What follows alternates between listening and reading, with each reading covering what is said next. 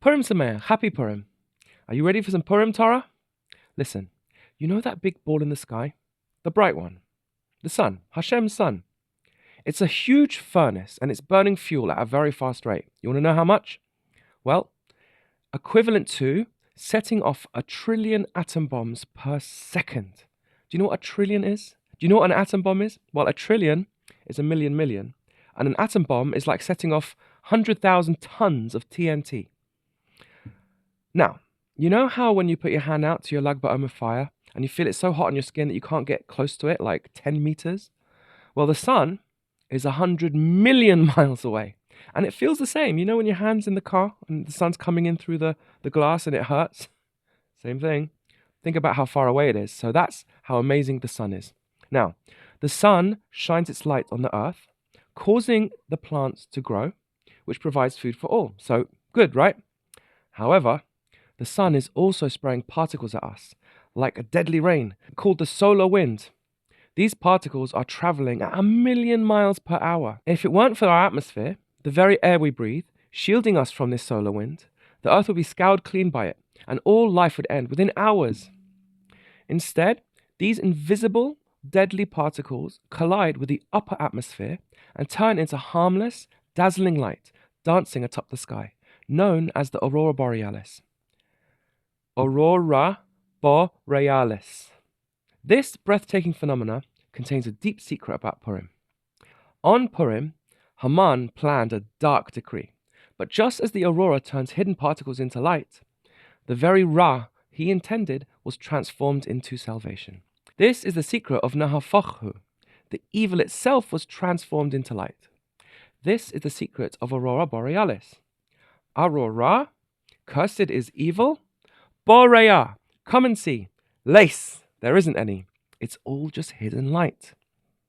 This is the secret of Ad Lo Yada Bein Aro Haman Levaruch Mordechai. Aro Haman, who is the epitome of evil, that's the same as Baruch Mordechai, the epitome of good. There is no evil, just good. Everything is from Hashem, and all that comes from Him is good. For example, this deadly solar rain actually helps shape the magnetic field of the Earth, preventing other deadly cosmic radiation from getting through and harming us.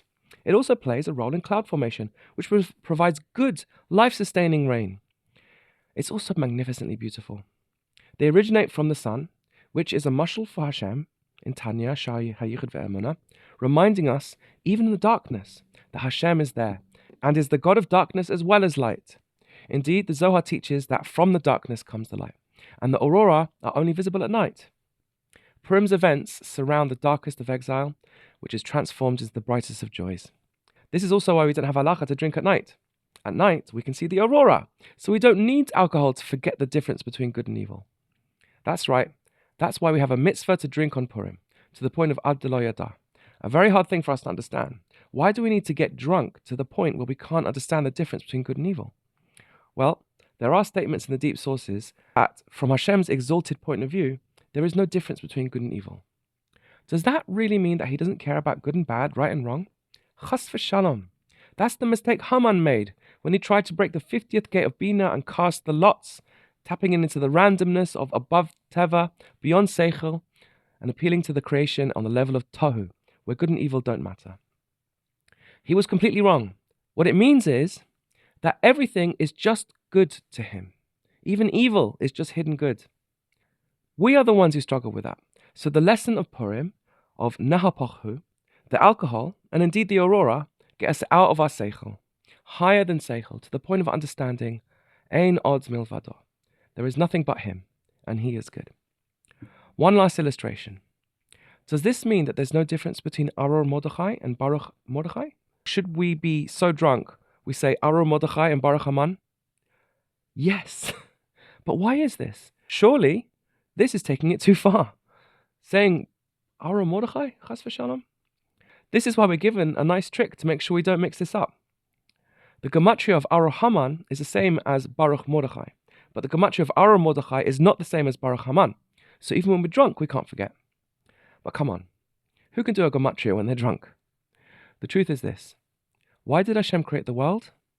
Bishvil Yisrael. For Israel, for His beloved people. Before there was a world, before Hashem made Seichel itself, Hashem wanted Yisrael. The secret of Purim, which we can't understand with our Seichel, is that even if it had been true, in a very abstract hypothetical, that Mordechai was Aurora, Hashem would have still chosen Mordechai and not Haman. This is Hashem's oneness. When Moshe was in his last moments, he cried out to Hashem, pleading for his life, saying, I want to go up to the heavens, break open all the gates of the heavens and the depths of the earth, so that all will see that there is none besides you. Hashem responds, you say there was no one besides me. I say there was no one like you. Hashem's tefillin says, Mi ka'amcha Yisrael, goy echad ba'aretz. Silly us that we need to get drunk to realize this. This is perhaps why the Ramah makes the shocking statement in Machir Yayin that if we are going to drink, we should drink to the point of getting drunk as Lot, so that if we do anything wrong, we can't be punished. He doesn't want to punish us ever. And Purim is definitely not a day of good and evil. It is beyond that, beyond the 50th gate of Bina, where there is nothing but you, Hashem. As the Alter Rebbe sang, I want nothing at all. I don't want your Gan Eden. I don't want your Olam Haba. I want nothing. I want only you alone, Hashem. Silly us that we need to get drunk to feel this way, indeed. The Ramah concludes that once we are older, we should understand this, and therefore we shouldn't get drunk on Purim. We don't need to get drunk to understand this.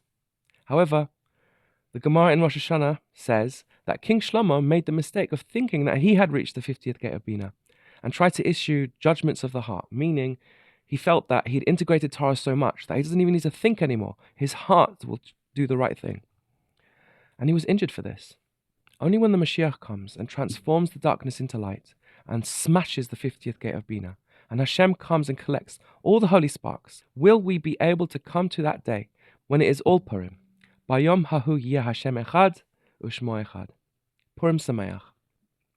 And by the way, for a quick bonus, what about Aurora Zeresh? Well, that's the Aurora Australis, which is the Aurora Borealis of the South Pole. This hints at Zeresh, Haman's evil wife. Even though Haman was a northern phenomena, she tried to lead him south. So what does it mean? Aurora Ishtrales, Ishtar Ra'ah Les. There is no true evil, not even an evil wife.